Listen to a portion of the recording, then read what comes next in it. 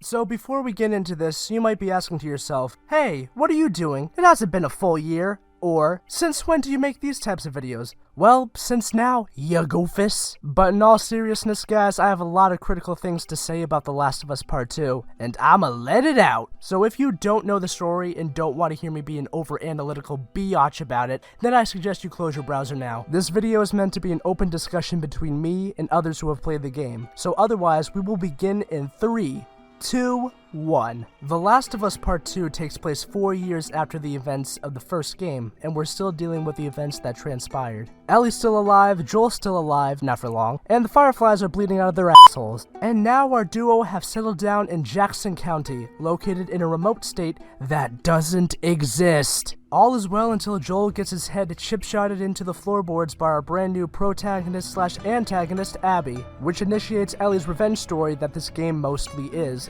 and therein lies the problem. To explain why The Last of Us Part 2 didn't work, let me explain to you why the first game did. If you're anything like me, you've probably spent long, unproductive hours sifting through other people's reviews of this game. And if you have, you'll know that the most common compliment given is that there's amazing storytelling between Joel and Ellie, and also just beautiful and breathtaking landscapes across this post-apocalyptic America. It was a game that felt important and took its time as we were going on a journey to save the world, and also to restore humanity in this lost world. So what did Naughty Dog do for a sequel? They killed off Joel a few minutes in, and now we have a basic revenge story, mostly set in one abandoned city. And now everything looks and feels bleak as Ellie and her new girlfriend are running around hacking and slashing at enemies, all in pursuit of Abby. Sound fun, guys? Side note, can we talk about how much false advertisement there was for Joel's presence in this game? It's like they took notes from Rian Johnson on subverting expectations in the most unsatisfying way possible. There's nothing wrong with throwing a curveball at your audience. Maybe have a carefully edited trailer to throw people off. But in the trailers, they literally swapped out Joel's character model with a different character to make it feel as though he appears later in the game. They do the same thing in a flashback scene to once again lead us to believe that he appears in a later part of the game. Neil Druckmann, the game's director, literally admitted to this. We did so much to try to protect the story, right? Including putting fake shots in trailers and swapping skins on characters and recording a different line with Troy. I'm not saying that there isn't a good way to kill off Joel in service of the story. I just think the circumstances on how he died could have been much better.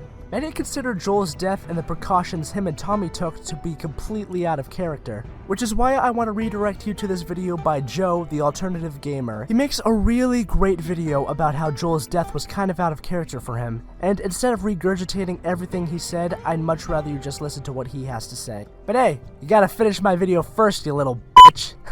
Just kidding, you're a good dog. So you may be wondering at this point, hey Carlo, what the hell about this game did you like? Well, I'll let you know that there are a few concepts about the gameplay and the story that I really did like. We have the whole infected crew making a return, including the runners, the clickers, the bloaters, the stalkers, and many more. And now they're clumped into even larger hordes than before. But yet this time around it feels like the game took dramatically less of a focus on the infected in this overall infected post-apocalyptic world. This time around, there's a new form of infected called the Shambler. What they do is run around and explode their spore gases when they're near you. So basically, they're bloaters that can't throw. And of course, we now have a brand new badass boss villain called the Rat King. It's just a conglomeration of so many infected corpses that have combined as one and are now just one giant badass villain. And the reason that this thing is moving is because the fungus on all the corpses have grown out and now they're all united as one. It's a really cool concept and it makes for a really great challenge compared to the other stuff you do in the game. You still have to go out and scrounge as many gears, supplements, and supplies as you can, just like in the last game. And with those supplements and gears, you still have to upgrade Ellie's abilities and weapons, which still makes for a really satisfying progression system. There's a stronger emphasis on stealth this time around, as there's more places to hide. You can now go into a full prone and crawl around, there's tall grasses you can hide in, you can hide underneath beds, and this just really opens up the door for more stealth strategy than what was given in the first game. There are now enemy types this time around with bows and arrows, and some with dogs, which makes hiding a bitch. Luckily, you can place trap mines. I really like how whenever you kill somebody in the game, their nearby friend will tragically yell out their name. Hey, you see anything? You hear me?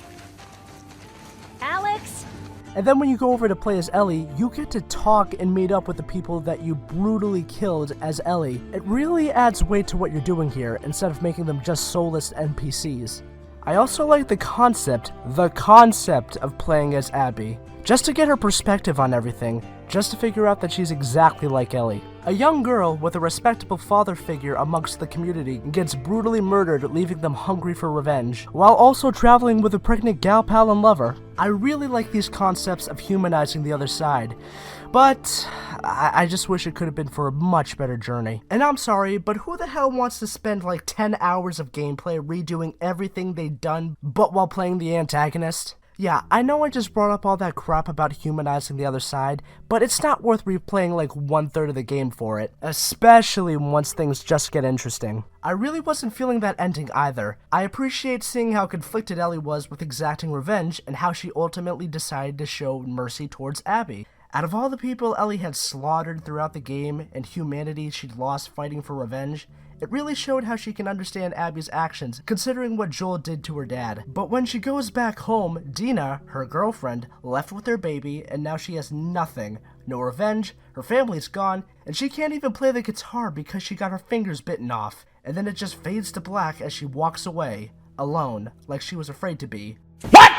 That's how you end it? Where literally nothing has been paid off? What a shame. I really would have hoped for a better sequel, one that would have kept me interested. I was really looking forward to enjoying this new game and seeing what my favorite characters were up to. This game had the characters I loved, but didn't give me anything I wanted to see from them. This game was just dark and bitter, just for the sake of being dark and bitter. And no one wants to play that, especially now. Oh, and Neil, not saying that you deserve hate, even though you've been very pretentious about the story decisions and have been sipping hardcore for Anita Sarkeesian, but when you say that the game and the story will be divisive amongst fans, expect backlash. What a time to play The Last of Us Part 2, am I right? A game taking place in the midst of a virus in a sectioned off part of Seattle. Yeah.